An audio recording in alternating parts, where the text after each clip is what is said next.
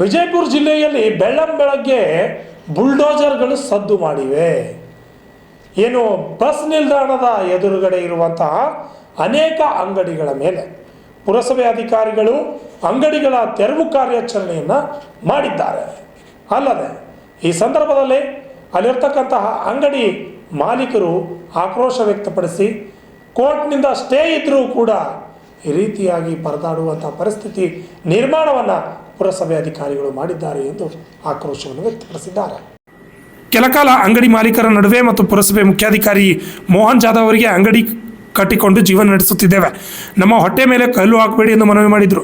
ನಂತರ ಪುರಸಭೆ ಮುಖ್ಯಾಧಿಕಾರಿ ಮೋಹನ್ ಜಾಧವ್ ಹಾಗೂ PSI ರಾಮನಗೌಡ ಸಂಕನಾಳ್ ಅವರನ್ನು ಮನವೊಲಿಸಿ ಬಿಗಿ ಪೊಲೀಸ್ ಬಂದೋಬಸ್ತೊಂದಿಗೆ ತೆರವು ಕಾರ್ಯಾಚರಣೆಯನ್ನು ಮಾಡಿದ್ದಾರೆ.